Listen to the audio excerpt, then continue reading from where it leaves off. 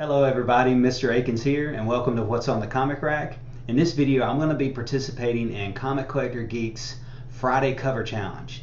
This Friday it was robot covers. Every Friday he puts out a cover challenge, but I was watching Aussie Comic Collector, which I enjoy his channel as well, and I was reminded about the Friday challenge, about robot covers. I need to do a proper shout out, that's the way he would say it, a proper shout out of Aussie Comic Collector. But he reminded me about what the last Friday cover challenge was. It was robot covers. So I had to think, what's my favorite robot? My favorite robot, X-51 Aaron Stack, the Machine Man. I really love the aesthetics of this character, the origin, the personality, the power set. I really love this character. So I started racking my brains about, okay, what covers could I use for this challenge? So I started going through my long boxes, picking out covers that had the Machine Man in it, and I knew it would fit the bill. So let's get to looking at those covers.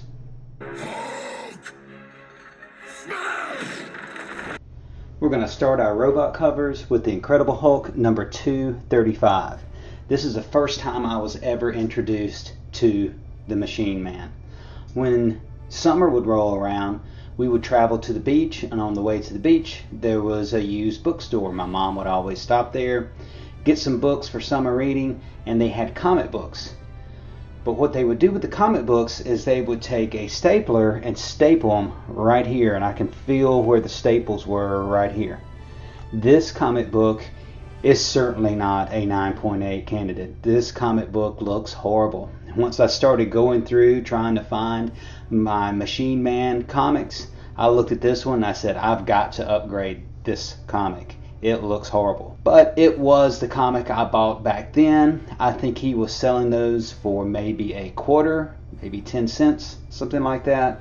And the way he would stop people from reading it, like I said, is he would put a staple right there. So I know that this one was from that shop because I can feel those staple holes right there. Definitely need to upgrade this. But this was my first introduction to the Machine Man. Great fight between him and the Hulk. That's probably the reason I liked it so much. And the fight continued to the Incredible Hulk number 236. Another comic I bought from there. Yes, I can feel the staple holes right there. Definitely need to upgrade these two copies. So this was my introduction to Machine Man. It's funny that 236, I remember it ended on a cliffhanger, and I never got Hulk 237, so to this day I still don't know how that cliffhanger resolved itself. The next robot cover with Machine Man, Marvel 2-in-1, number 92. This was another comic I picked up off the rack, and I was a big Marvel 2-in-1 fan. Loved the team up that Ben Grimm had with different characters in the Marvel Universe. This time he's teaming up with Jocasta and the Machine Man. So this was like my second introduction to the Machine Man. This was continued to Marvel 2-in-1 number 93. At the end of Marvel 2-in-1 92, I remember that Ultron hypnotized Ben into attacking the Machine Man. I loved the aesthetics of the Machine Man. I kind of liked his powers too. He seemed to have gadgets that would come up just when he would need. I loved the fact that his arms could extend, and I just liked the aesthetics of the character. For some reason that purple really worked. So those were my first two introductions into the robot known as Machine Man, and my next introduction to the character was in the Invincible Iron Man number 168. At this time, Tony Stark was having another battle with alcoholism. I remember at the time the Machine Man wasn't sure whether or not Iron Man might be a robot. He wanted to contact a being that was like himself, somebody that would understand him. I remember Tony Stark, or Iron Man at the time, was inebriated and completely misread Machine Man's interest at the time, and it resulted in a fight, you know, the classic superhero fight between Iron Man and Machine Man. This comic came out in 1982, 1983, so it was another year before I saw any comic that had Machine Man in it. And the comic I remember picking up that did have Machine Man in it was a Machine Man limited series. Now, this limited series took place in the future, and in the future the Machine Man had been boxed up. These people uncrate him, he comes back to life, and he comes into conflict with the Iron Man of that time, which would have been the future. For us, the past, the Iron Man of 2020, Arno Stark, and this happens to be the Iron Man 2020's first appearance in number 2. I really loved Barry Windsor Smith's art in this limited series. It was absolutely fantastic, and it might be my first time being exposed to Barry Windsor Smith's artwork.